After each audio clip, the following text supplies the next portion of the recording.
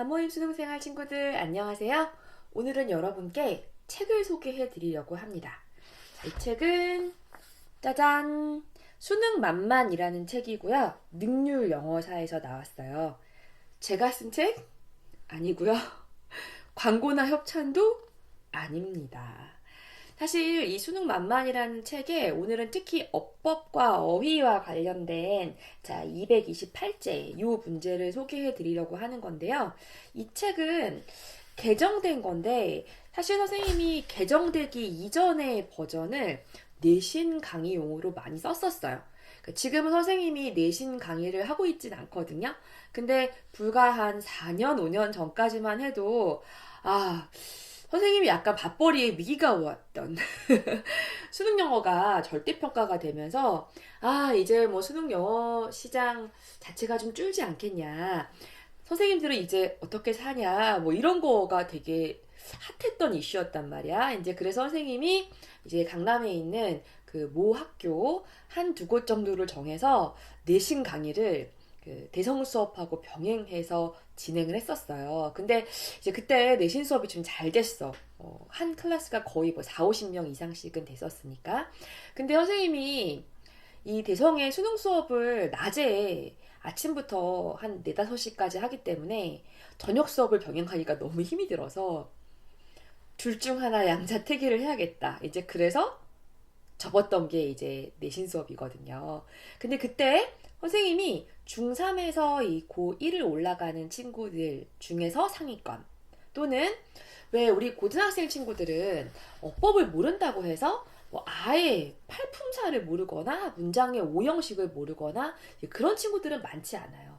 내가 뭔가 중학교 때 공부했어. 내신 시험 준비도 했었어. 그렇기 때문에 아주 기본적인 틀은 알고 있는데 이게 이제 고등학교 교과서로 들어가고 참고서로 들어가면서 문장의 길이가 좀 길어지고 뭔가 복합적인 문장의 구조가 생기고 또 이걸 문법 문제로 내놓으면서 또 특히 내신에서 이게 중요해지면서 좀 이렇게 영포자가 되는 우리 그런 친구들이 좀 많단 말이에요.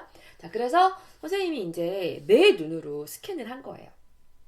사실 선생님이 저자직강 이렇게 하면 되게 좋은데 선생님은 지금도 말했지만 아침부터 4, 5시까지 또 때로는 선생님이 또 팀 수업 진행하면서 저녁까지 수업을 하는 사람이기 때문에 내가 내 교재를 이 정도로 튼실하게 쓰는 게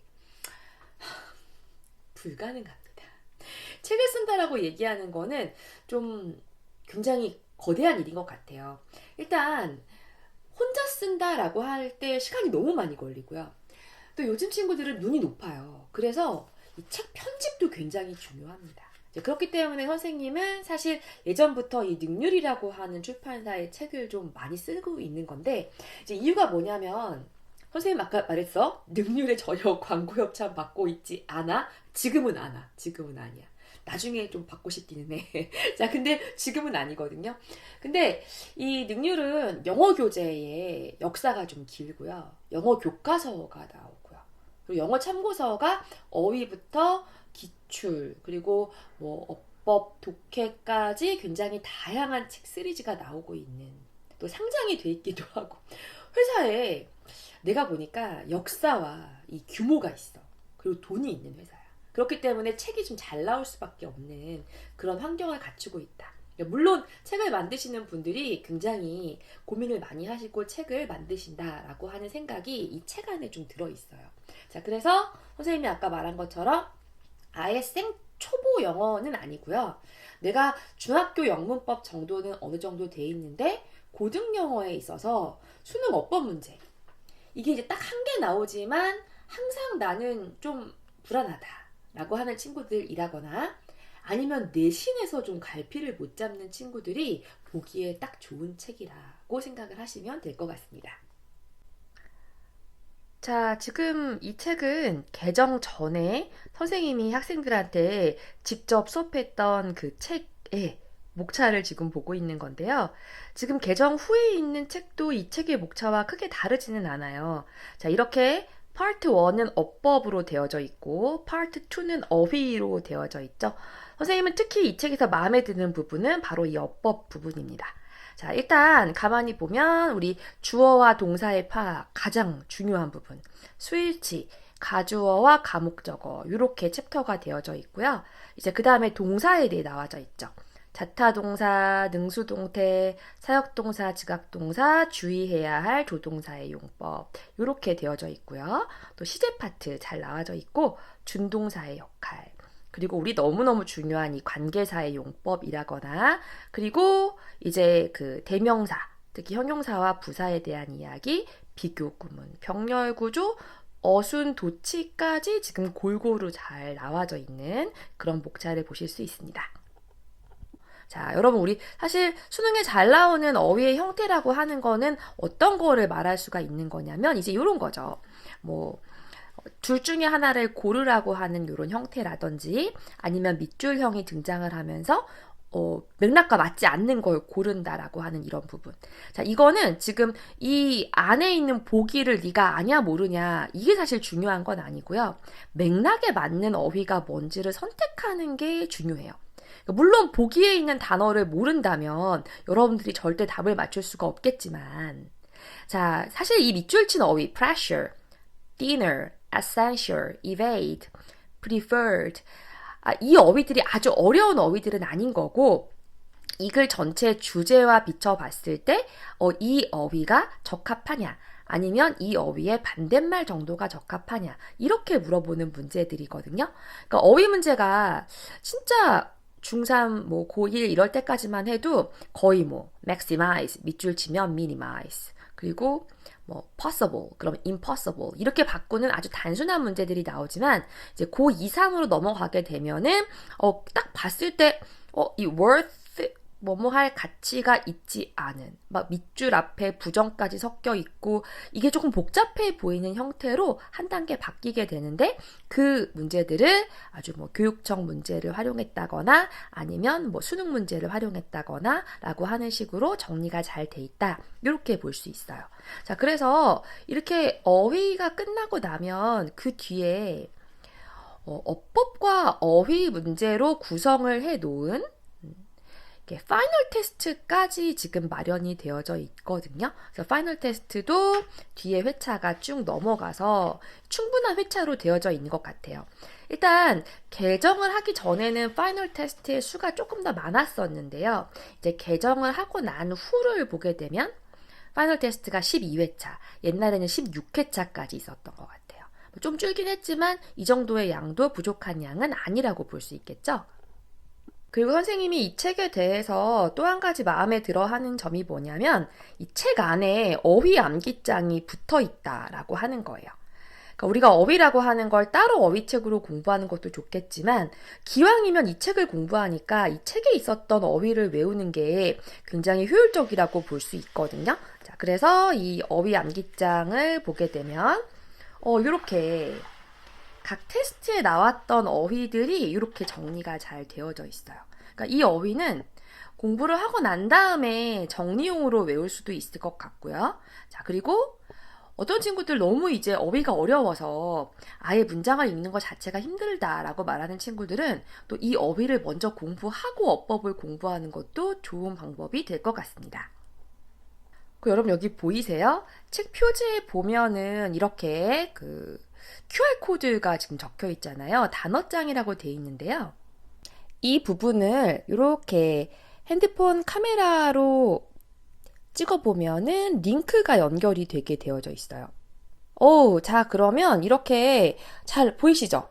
어법 미니 테스트에 있는 단어들이 지금 이렇게 밑으로 쭉 핸드폰으로 볼 수 있게끔 되어져 있고, 선생님은 사실 단어 외울 때 발음을 보는 게 되게 중요하다고 생각하거든요. 그러니까 우리가 되게 잘못된 발음을 상상하면서 외우면 나중에 듣기에서도 문제가 생기고 다시 그 단어를 말할 때도 문제가 생기고 단어를 다시 외워야 되는 일들이 생겨. 그런데 이렇게 소리를 들어보세요. Visualization. Variation. 이런 식으로 우리가 소리를 들어보면서 단어를 외울 수도 있다. 이거 엄청 편리한 기능이라고 볼 수 있겠죠?